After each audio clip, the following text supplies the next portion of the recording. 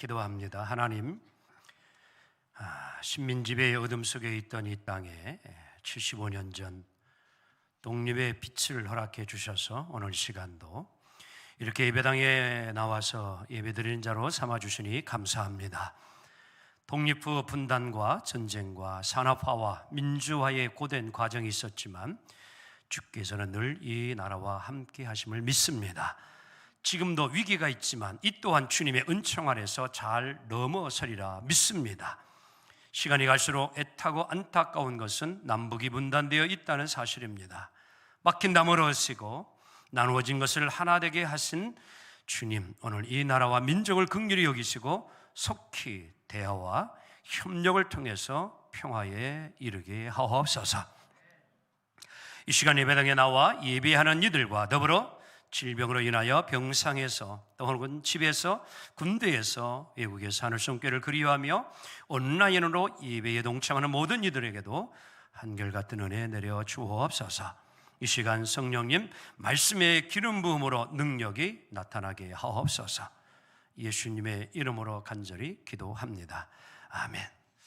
할렐루야. 자, 이 시간 예배드리는 우리 모두에게 예수님으로부터 오는 평강과 지혜가 함께하기를 주님의 이름으로 간절히 기원합니다. 21세기를 대표하는 진보적인 경제학자인 존 케네스 갤브레이스라고 하는 분이 있습니다. 1977년 불확실성의 시대, The Age of Uncertainty라고 하는 이러한 제목을 가지고 책을 하나 썼습니다. 이 책은 세계에 엄청난 영향을 끼치었습니다. 그래서 이 책이 나온 이후로부터 이제 많은 사람들이 오늘 우리가 살아가고 있는 현 시대를 불확실성의 시대라 이렇게 이제 일컬게 되어졌습니다. 그렇습니다. 인간의 삶에는 늘 불확실성이 있어 왔습니다. 그런데 오늘 이 시대를 우리는 아예 불확실성의 시대라 하는 이유는 과연 무엇일까요? 다름 아닌 변화가 너무 빠르고 그 변화의 결과를 예측하기가 너무 어렵기 때문입니다. 아마 오늘 어린아이서부터 이제 아마 어른에 이르기까지 가장 가까이 두고 또 이제 필수품으로 사용하는 것이 있다면 이 스마트폰이라고 하는 것입니다. 예배 시간에는 제가 거의 이것을 일부러 가지고 올라오지 않습니다. 방해가 될까 봐요. 오늘은 특별히 이 설교와 연관이 되어졌기 때문에 일부러 제가 좀 이 스마트폰을 좀 들고 올라왔습니다. 이 스마트폰 하나만 있으면은요, 웬만한 일을 거의 다 할 수 있습니다. 세상을 이 스마트폰 하나가 이렇게도 바꿔놓을 수 있을까라고 할 정도로 엄청난 그런 이제 기계가 아닐 수가 없습니다. 이제 우리는 인공지능의 시대를 살아갑니다. 이로 인하여서 많은 직업이 이제 점점 사라지게 될 것이고 또 기업도 많이 도태되어질 것이라고 보고 있습니다. 그리고 많이 사라지기도 했습니다. 빅데이터, 사물 인터넷, 로봇, 자율주행차, 이 모든 것이 이제 5G라고 하는 이런 이제 통신을 통하여서 이제 6G로 거의 이제 또 이제 넘어가고 있는데요. 이런 것들이 네트워크를 통하여서 엄청난 새로운 시장을 이루게 되어주고 있음을 보게 되어집니다. 새로운 세계가 이제 다가올 것이라고 미래학자 전문가들이 내다보고 있습니다. 여러분 그저가 이러한 시대에 정말 정신을 단단히 차리지 아니하면 정말 마음의 안전벨트를 분명히 매지 않는다면 급격히 변화되는 이러한 이제 세계 속에서 우리들이 오히려 많은 스트레스를 받게 될 것이고 불안감과 위기감을 느끼고 살아갈 수밖에 없을 것입니다. 급속한 변화, 이것은 우리에게 많은 스트레스를 지금 가져다 주고 있습니다. 그리고 크고 작은 질병들을 가져오고 있습니다. 특히 우울증 환자들이 가면 갈수록 점점 늘어가고 있음을 보게 되어집니다. 문명과 문화와 의학과 의술이 발달되어지면 환자가 더 줄어가야 되는데 실은 그렇지 아니하고 병원은 날이 갈수록 늘어갑니다. 의사도 지금 부족해가지고 4,000명씩 더 국가에서 이제 의사를 이제 뽑겠다고 하니까 의사들이 또 전공의들이 반대를 하는 이러한 일도 일어나고 있습니다.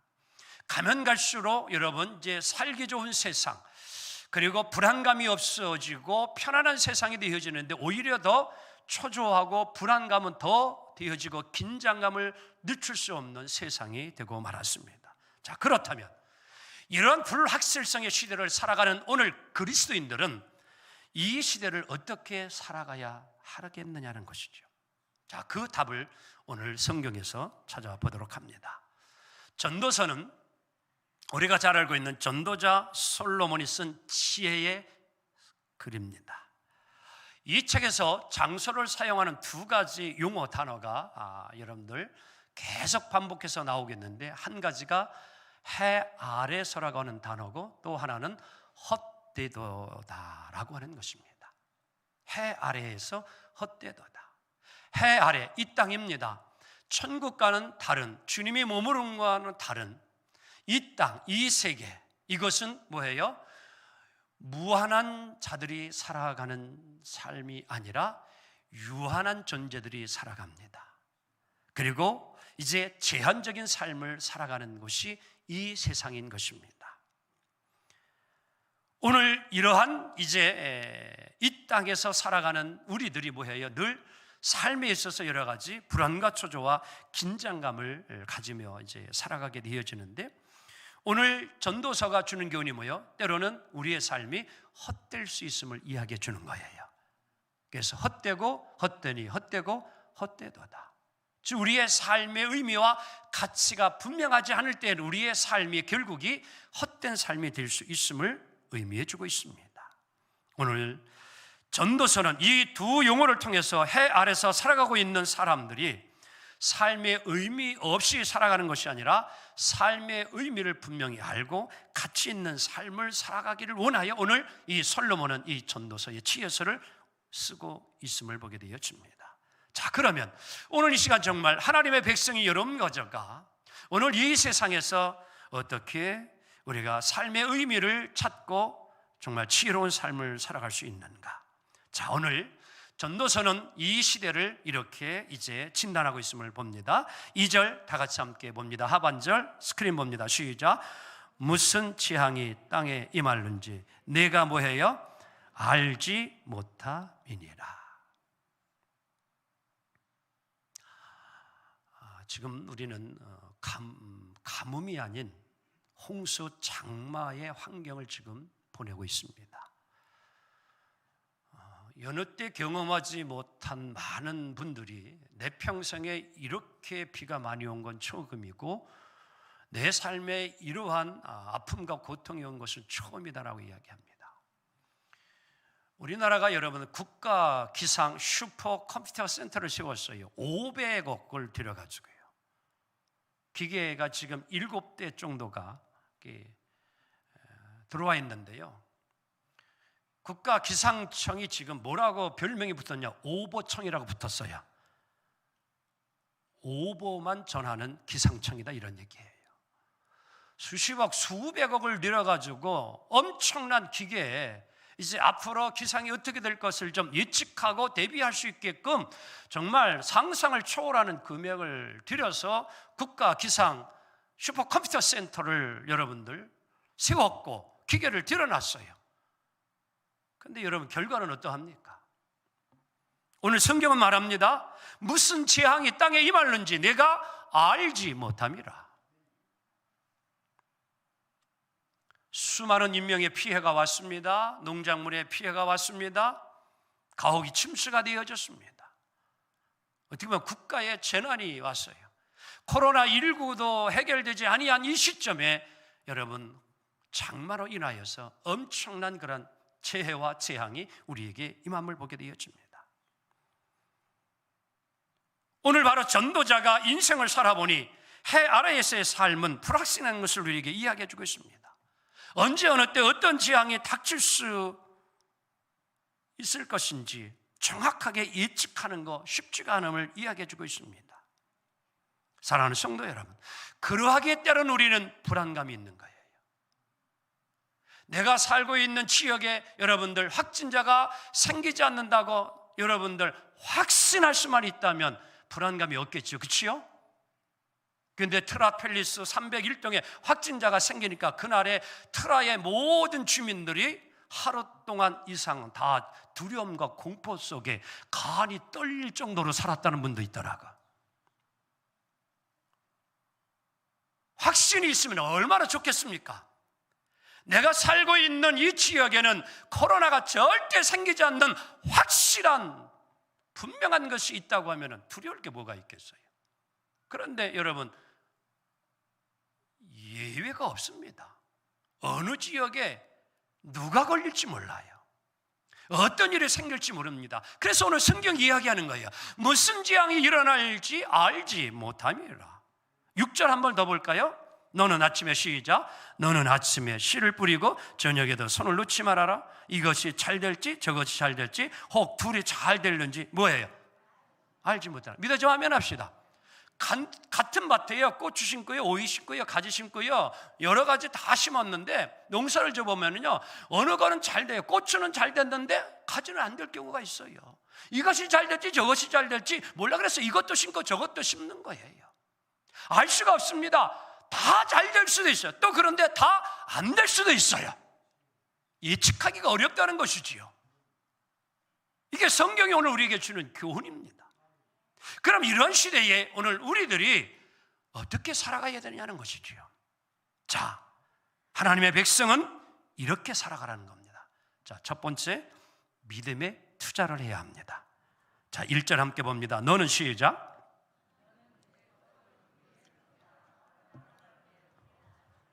믿어지면 하면 합시다. 내 떡을 물에 던져라. 홍수가 범람했는데 거기 가가지고 이제 범람하지 말라고 떡을 갖다가 고시리 하면서 던져라, 이런 의미가 아니고, 여기서 떡을 던져라라는 말은 무역이라고 하는 배경을 가지고 이야기합니다. 자, 배가 여러분들 이제 우리가 만약 예를 들면은 우리가 수출을 해야 되잖아요. 그러면 평택항에서 가까운 여러분 이제 뭐예요? 자동차, 현대 자동차를 배에다 싣고 뭐예요? 미국으로, 유럽으로 뭐예요? 수출해로 배가 떠야 되는데, 선장이 야, 파도가 일어나면 어떻게 하지? 가다가 해적을 만나면 어떻게 하지? 이런 것 때문에 여러분들 출항을 하지 않는다면 뭐예요? 차는 팔리지 않을 것이고 회사는 이익을 전혀 얻지 못할 것이에요. 그래서 뭐 하라는 거예요? 출항하라는 거예요. 믿음의 투자를 하라는 거예요. 믿어지면 하면 합시다. 믿음의 투자를 하라. 해적선이 두려워서, 풍랑이 두려워서 배를 띄우지 않으면 아무 일이 되지 않습니다. 오늘 사랑하는 성도 여러분, 불확실 시대에 살아가는 우리들은 믿음의 투자를 할 때 머뭇거리지 않아야 합니다. 혹시 투자한 그 자금마저도 잃어버릴까, 빼앗길까 두려우면요, 아무 사업 못합니다. 그렇지 않습니까? 오늘 성경이 이렇게 이야기해줘요. 자, 2절 말씀 봅니다. 7에게나 시작. 7에게나 8에게나 나눠 줄지어다. 무슨 재앙이 땅에 임하는지 네가 뭐해요? 알지? 수출할 것 있으면 수출해야 돼요. 나눠줄 거 있으면 나눠주라는 거예요. 베풀라라는 거예요. 하나님께 기도하고 하나님의 뜻이 맞고 하면 뭐예요? 순종하고 나아가는 거예요. 투자하는 거예요. 그럼 하나님이 함께 하시고 하나님이 인도해 주시고 하나님이 역사해 주시리라 믿습니다. 재앙이 있을까 봐 손에만 쥐고 있으면요, 아무 일어나지 않습니다. 있는 것 나누는 거예요. 불확실성 시대가 되다 보니까 사람들이 자꾸 뭐예요? 잠금 장치를 두려고 합니다. 풀려고 하지 않습니다. 가둬두려고만 하고 있습니다. 어려운 이웃에게 가진 것을 나눠야 되는데 나누려고 하지 않은 거예요. 오늘 성경 말합니다. 7에게나 8에게나 나눠주라는 거예요. 믿어지면 아멘 합시다.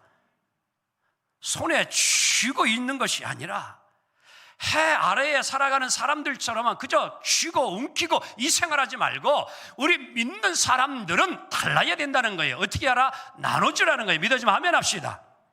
그래서 잠언 19장 17절 이렇게 말씀합니다. 시작. 가난한 자를 불쌍히 여기는 것은 여호와께 뭐 해드리는 거예요? 구워주는 거예요. 하나님께 구워드리는 것이니. 그 다음 그의 선행을 그에게 모아주리라 믿어지면 아멘 합시다. 여러분, 떡을 물 위에 띄우고 가난하고 어려운 자에게 여러분들 선을 구제를 행하는 것은요, 하나님께 꿔주는 거예요. 그럼 하나님이 어떻게 하신대요? 갚아주셔요. 믿어지면 아멘 합시다. 다 같이 갚아주시는 하나님. 믿어지면 아멘 합시다. 작은 자에게 여러분들 사랑을 베풀면 하나님이 그냥 계시지 않아요. 자, 마태복음 10장 42절 함께 읽도록 합니다. 시작. 누구든지, 시작. 여러분은 이 작은 자 중 하나에게 냉수 한 그릇이라도 뭐하는 자는, 주는 자는, 그 다음 시작. 내가 진실로 너에게 이르노니 그 사람이 결단코 뭐를 잃지 아니하리라. 여러분, 나눠야 돼요. 작은 것이라도 줄 때에 상이 있지요. 나누지 않으면 상 받지 못합니다. 나누라는 거예요. 7에게나 8에게 나누라는 거예요. 우리 교회가 건축한 지 10년이 됐습니다만 아직도 부채가 남아 있습니다. 생각 같아서는 선교, 해외 선교하는 일, 그리고 지역, 국내 선교, 미자립교회 돕는 일, 그리고 어려운 이웃 돕는 거 굳이 하는 일, 여러분, 먼저 부채 갚는 일에 쓰면 얼마나 좋을까요? 그렇죠? 표정들이 아닌 것 같아요.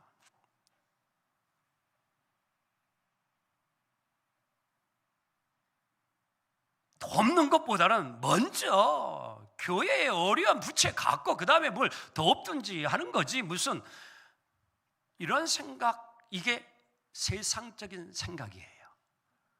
그러나 믿음의 사람, 하나님의 백성들은 이 땅에서 세상 사람들과 함께 살고 있지만 생각이 달라야 돼요. 그게 믿음의 투자입니다. 우리 교회는 부채가 있지만도 해 아래의 사람들과 생각을 달리하고 계속적으로 교회의 긴축적인 재정을 하면서 절약하면서 선교하는 일 해마다 늘립니다. 그리고 어렵고 힘든 일을 도와주는 일 오히려 조금씩 늘려가고 있습니다. 하나님의 은혜인 줄로 믿습니다. 여러분, 믿음의 투자를 해야 하나님이 교회의 재정도 축복해 줘요. 믿습니까? 여러분의 가정에 복을 받으려면요, 믿음의 투자를 좀 하세요. 그럼 하나님이 뭐예요? 주신대요. 그 약속이 있어요. 말라기 3장 10절 봅시다. 자, 시작. 만군의 여호와가 이르노라 너희 온전한 11조를 창고에 들여 나의 집에 뭐가 있게 하고. 하나님의 교회, 여러분 예배당의 재정 곳간에 채우라는 거예요. 믿습니까? 그것으로, 그 다음에 그것으로 나를 시험하여 내가 하늘문을 열고 너희에게 복을 쌓을 것이 없도록 붙지 아니하나 보라. 믿어지면 아멘 합시다. 하나님이 시험해라고 그랬어요. 정말 하나님이 복을 주시는가 안 주시는가. 그러면 먼저 하나님 앞에 드려보라는 거예요. 그럼 너희들이 복을 받나 안 받나 한번 시험하라는 거예요. 온전한 11조를 하나님께 드리면 하나님이 복을 주시겠다는 약속입니다. 믿습니까? 자, 우리 책 하나 좀 소개합니다. 이 미래학자 최윤식 박사라는 분이 쓴 책입니다. 2020-2040 한국교회 미래지도라는 이런 책인데요. 이분이 여기에서 지금 한국교회 지금 교인 수가 줄고 있는 게 현실입니다. 그러면서 이분이 여기서 이야기하는 것이 교인만이 주는 것이 아니라 교회의 재정이 점점 줄어가고 있다라고 이렇게 이제 진단을 하고 있는 겁니다. 그 이유가 어디에 있느냐? 가장 중요한 것이 11조가 줄고 있다라는 겁니다. 11조를 하지 않는다는 게 교회가 있어요.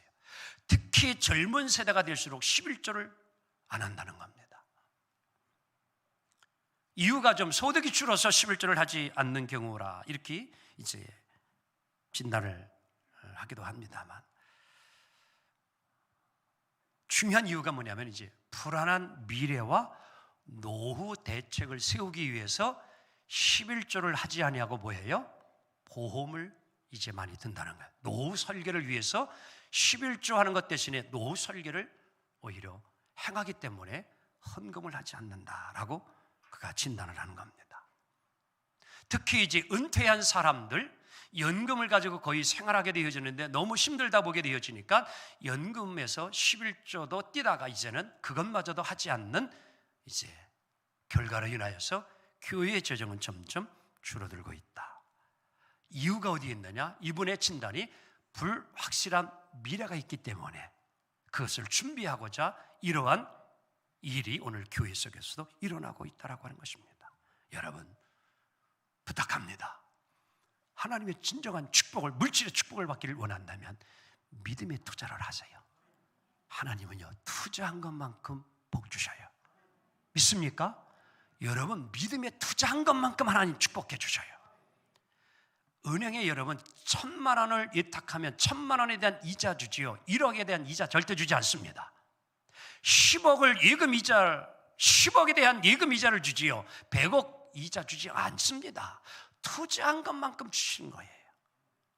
하나님도요, 믿음에 투자를 하면 할수록 하나님은 그 믿음대로 역사해요. 아멘? 믿습니까? 살아계신 하나님이에요. 두 번째, 불확실성 시대를 살아가는 그리스도인들은 어떻게 삶을 살아야 되느냐? 오늘의 성실한 삶을 살아야 합니다. 4절 말씀 봅니다. 시작. 풍세를 살펴보는 자는 파종하지 못할 것이요 구름만 바라보는 자는 뭐하지 못하리라? 거두지 못하리라. 여러분, 농부가 씨앗을 뿌리는데 날마다 바람만 보면서 걱정하고 구름만 보고서 걱정하면 아무것도 거두지 못한다는 거예요. 아유, 오늘은 안 되네. 어떻게 바람을 불지, 뭔 일이 일어날지. 이러다가는 괜히 식감만 하고 아까워 아무것도 못할 수 있다는 거예요. 뿌려야 되는데 뿌리는 것조차도 하지 못하는 겁니다. 물론 농사 지을 때 풍세를 살펴야 합니다. 구름도 바라봐야 합니다. 아주 중요한 요건 중에 하나가 날씨가 아니질 없지요, 농부들에게 있어서는. 그러나 자칫 잘못하면 너무 환경에 치우치다 보게 되어지면 아무것도 할 수 없다는 거예요.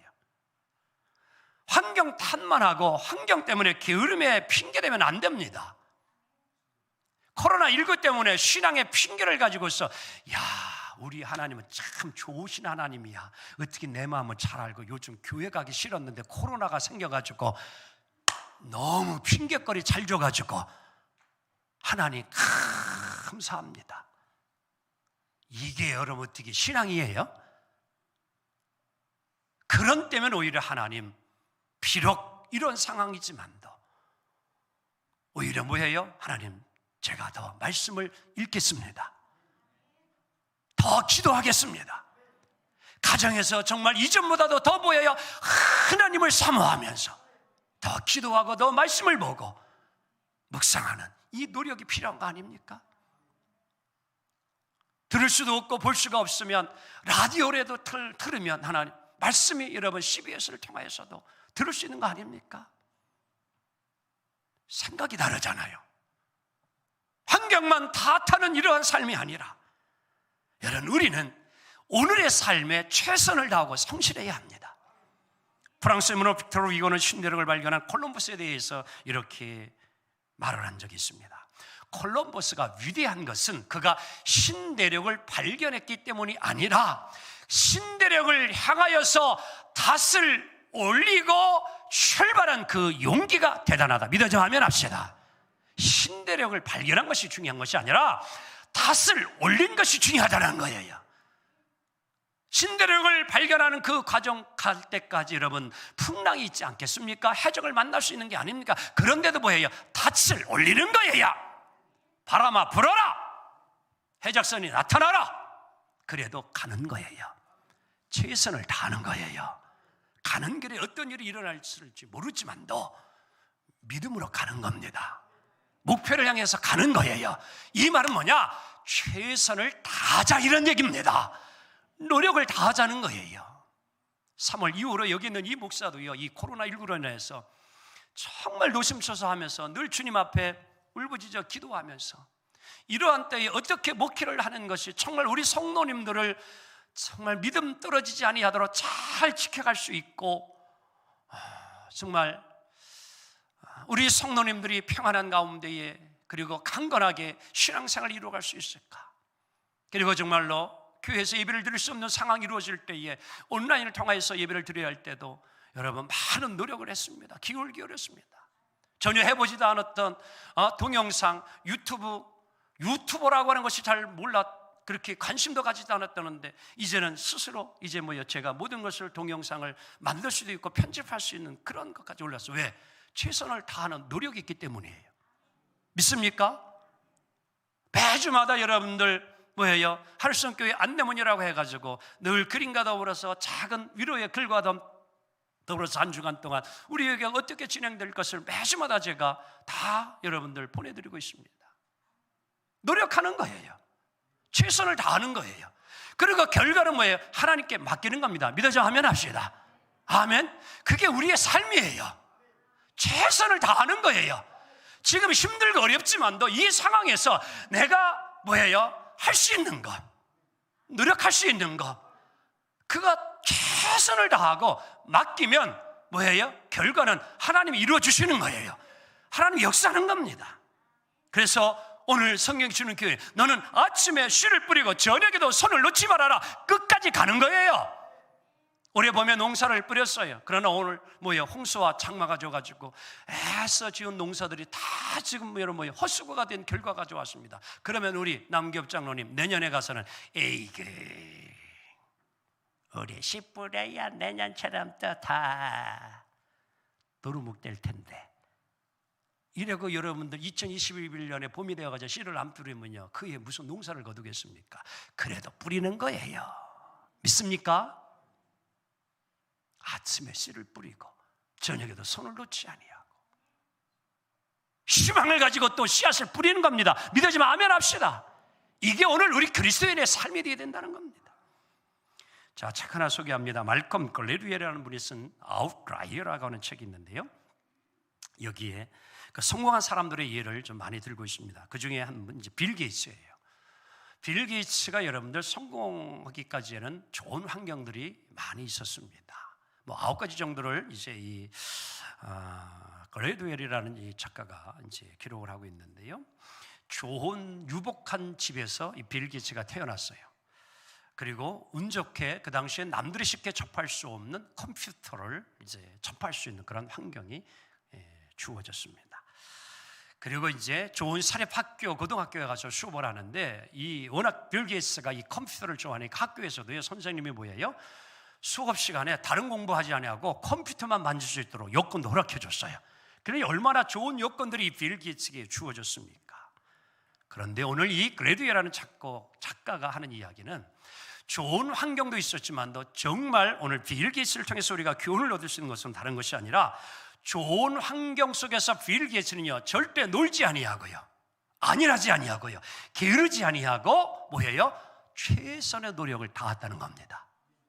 바로 그것이 그를 성공가로 만들 수 있었다. 믿어지면 아멘 합시다. 이 이야기를 하고 있는 것이에요. 오늘 이 시간 불확실한 이 시대를 살아가지만도 여러분 가정가 해야 할 삶의 모습은 뭐냐? 최선을 다하는 거예요. 환경이 좋든 안 좋든 그 환경 속에서 최선을 다하면 우리 하나님께서는 나머지는 하나님이 이루어 주시고 하나님이 역사해 주시리라 믿습니다. 여러분 최선을 다하는 그 속에 하나님의 손길이 함께함으로 좋은 열매가 풍성하기를 주의 이름으로 간절히 축원합니다. 그리고 오늘 이 시대에 우리가 불확실성 시대의 세 번째 잊지 말아야 될 것은 심판의 날을 결코 잊지 말고 꼭 기억하며 살기 원합니다. 자, 8절 봅니다. 그러나 시작. 그러나 캄캄한 날이 뭐하리니? 마르니 그 날들을 뭐하라? 여러분 좋은 날만 있는 것이 아니라 우리 인생에 이런 재앙이 일어나는 게 홍수와 가뭄이 있고 코로나 같은 것이 있다는 거예요. 이 날이 있음을 잊지 말라는 겁니다. 9절 봅니다. 그러나 시작. 그러나 하나님이 이 모든 일로 말미암아 너를 뭐해요? 이 땅에 살아가는 동안 해 아래에서 즐겁고 평안하게 살기도 하지만 그러나 마지막에 뭐가 있을 것은 잊지 말아라. 심판이 있을 것은 결코 잊지 말아라. 요즘요 이제 새로운 유명한 학과가 생겼는데 그게 미래학이라고 하는 학부입니다. 그래서 조금 전에 소개해준 한국교회 미래지도라고 쓴 최윤식 박사님도요 우리나라에서 거의 여러분 아마 처음으로 이러한 미래학자의 그런 박사학위를 가진 자입니다. 전문가입니다. 미래에 대한 그러한 것을 이제 공부한 자인데요. 지금 이 학부까지 생겼어요.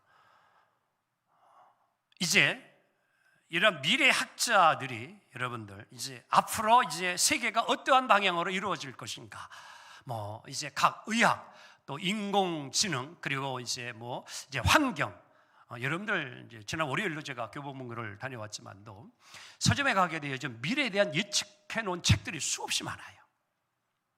그런데 여러분 과연 이 책들에 예언해 놓은 것들이 과연 얼마나 그럼 100% 여러분 예측한 대로 다 맞아 들어갈까요? 아닙니다. 그렇게 예측한 대로 맞지를 않습니다.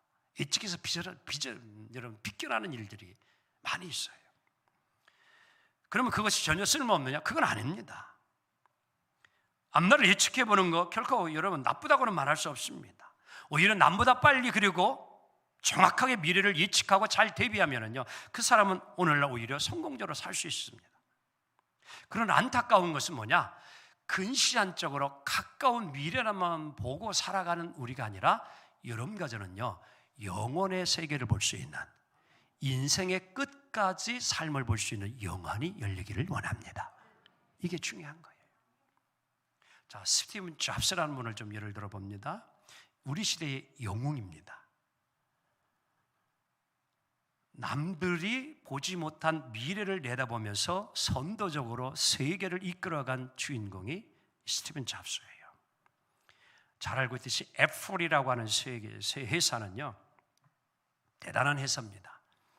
퍼스널 컴퓨터를 만들어서 컴퓨터 시대를 새롭게 열었습니다. 그것만이 아닙니다.